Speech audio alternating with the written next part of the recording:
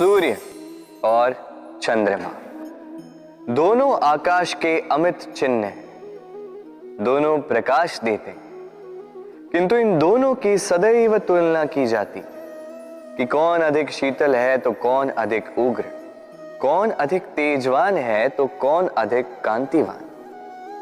अब क्या ये तुलना उचित है?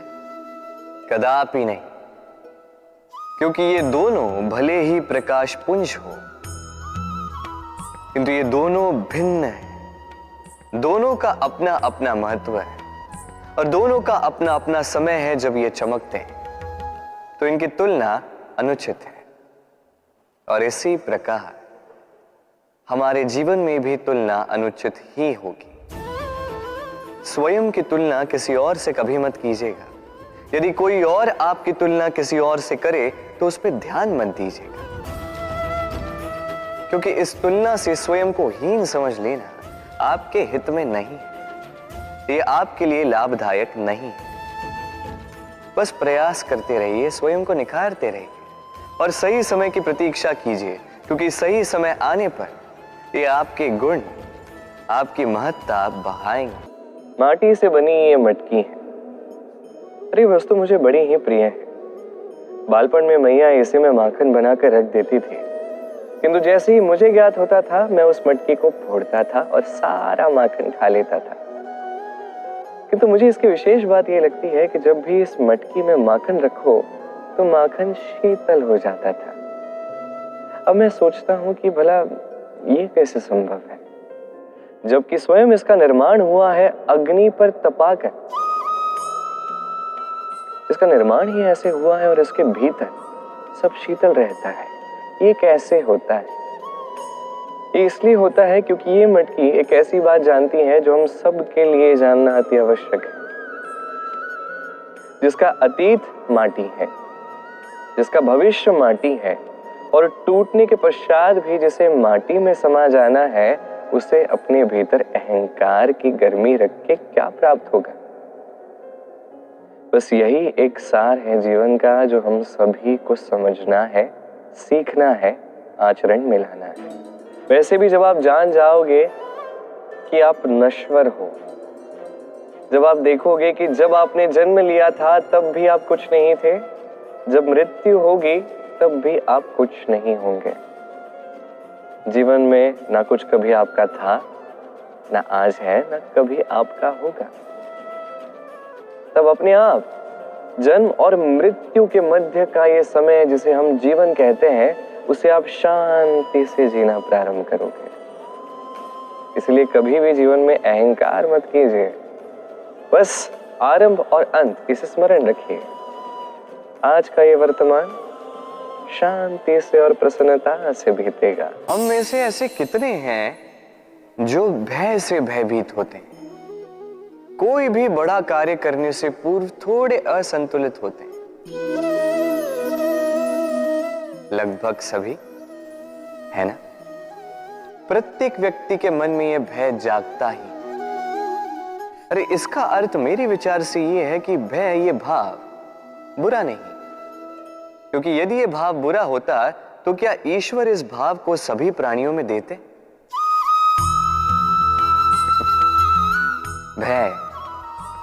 भय ये भाव हमारे लिए अच्छा है, आवश्यक है।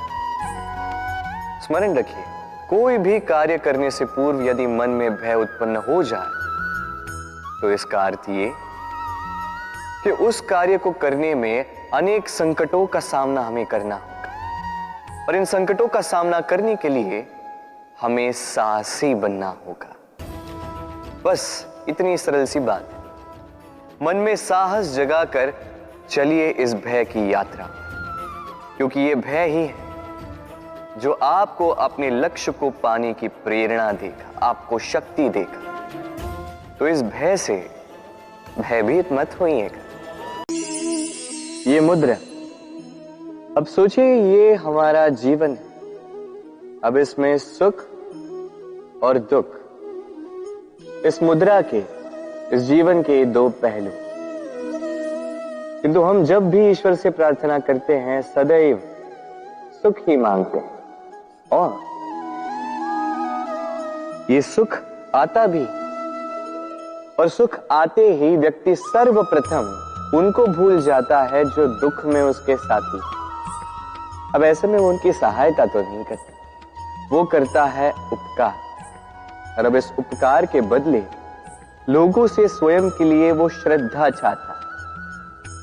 अब श्रद्धा, इस भाव के कारण वो स्वयं को दूसरों से अधिक श्रेष्ठ, स्वयं को दूसरों से भिन्न समझ लेने पर विवश हो जाता है, और अलग होने के कारण उसमें जागता है अहंकार, और ये बनता है उसके पतन का निमित्त। अब इसमें क्या किया जाए,